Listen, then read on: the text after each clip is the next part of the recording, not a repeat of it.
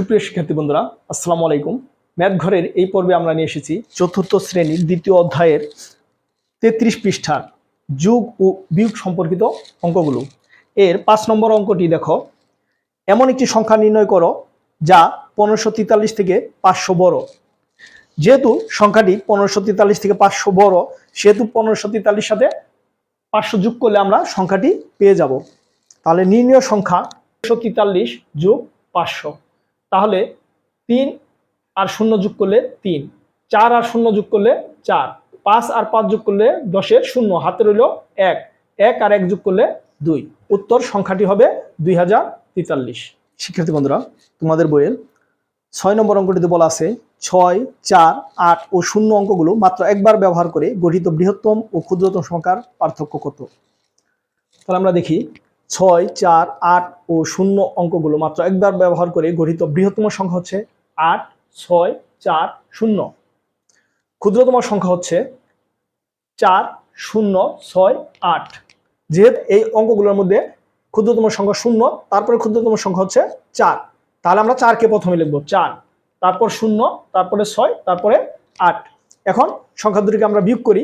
বিয়োগ করলে 10 থেকে 8 বাদ গেলে 2, হাতে রইল 1, 1 আর 6 7, 14 থেকে 7 বাদ গেলে 7, হাতে রইল 1, থেকে 1 বাদ গেলে 5, হাতে কিছু রইল না, তাহলে 8 থেকে 4 বাদ গেলে 4। নির্ণীয় পার্থক্য 4, 5, 7, 2। আমাদের পাঠ্য বইয়ের 9 নম্বর অঙ্কটিতে বলা আছে গীতা অপেক্ষা শিহাবের 390 টাকা বেশি আছে, শিমুল অপেক্ষা গীতার 470 টাকা কম আছে।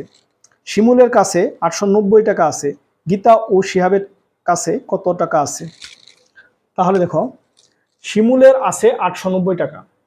যেহেতু শিমুল অপেক্ষা গীতার 470 টাকা কম, সুতরাং গীতার আছে 890 বিয়োগ 470 টাকা সমান 420 টাকা।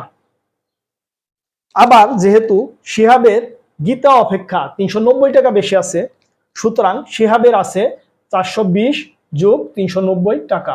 তাহলে 0 0 যোগ করলে 0, 2 আর 9 যোগ করলে 11-এর 1, হাতে রইল 1, 3 আর 4 7 আর 1 8, 810 টাকা। সুতরাং গীতার আছে 420 টাকা ও শিহাবের আছে 810 টাকা। পাঠ্য বইয়ের 11 নম্বর অঙ্কটিতে বলা আছে সোহাগ 70,000 টাকা দিয়ে একটি মোটরসাইকেল ক্রয় করলেন। মোটরসাইকেলটির রেজিস্ট্রেশন বাবদ 1500 টাকা ও মেরামত বাবদ 800 টাকা খরচ হলো। এখন সে যদি মোটরসাইকেলটি 90,000 টাকায় বিক্রি করে, তাহলে তার কত টাকা লাভ হবে? তাহলে মোটর সাইকেলের ক্রয় মূল্য 70,000 টাকা, রেজিস্ট্রেশন ফি 1500 টাকা, মেরামত খরচ 800 টাকা। তাহলে মোট খরচ আমরা পাই যোগ করে 0, 3টা 0 যোগ করলে 0, 8 আর 5 13 আর 0 যোগ করলে 13-এর 3, হাতে রইল 1, 1 আর 1 2, 7। তার মানে মোট খরচ হলো 72,300 টাকা। কিন্তু সে মোটরসাইকেলটি বিক্রি করছে 90,000 টাকায়। যেহেতু বিক্রয় মূল্য বেশি, সেহেতু লাভ হবে 90,000 বিয়োগ 72,300। তাহলে আমরা বিয়োগ করি, 0 থেকে 0 বাদ গেলে 0, 0 থেকে 0 বাদ গেলে 0, 0 এখানে, আর এখানে আছে 3, তাহলে এটা হবে 10, 10 থেকে 3 বাদ গেলে 7, হাতে রইল 1, 1 আর 2 3, 10 থেকে 3 বাদ গেলে 7, হাতে রইল 1, 1 আর 7 8, 9 থেকে 8 বাদ গেলে 1। তার মানে লাভ হয়েছে 17,700 টাকা। তাহলে নির্ণয় লাভের পরিমাণ 17,700 টাকা। পাঠ্য বইয়ের 12 নম্বর অঙ্কটিতে বলা আছে একটি পার্কে একটি বট গাছ ও একটি পাইন গাছ আছে। 150 বছর পূর্বে গাছ দুটির বয়সের যোগফল ছিল 2961 বছর। বর্তমানে পাইন গাছটির বয়স 1432 বছর। 200 বছর পর বট গাছটির বয়স কত হবে?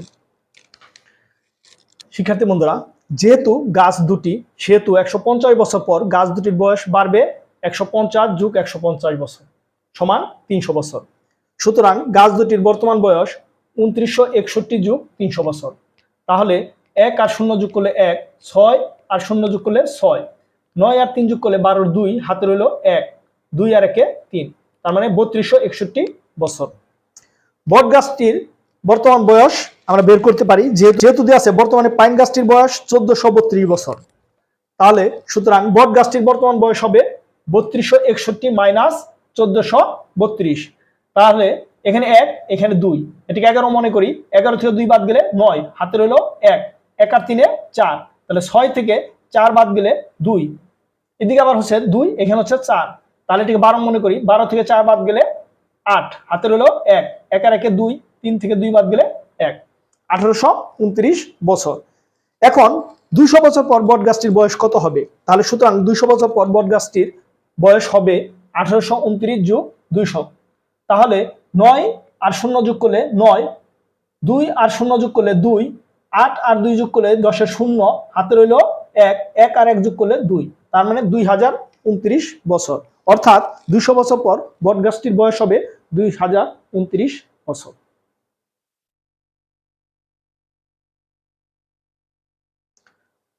শিক্ষার্থী বন্ধুরা, এরকম আরো নতুন নতুন ভিডিও পেতে আমাদের চ্যানেলের সাথেই থাকবে।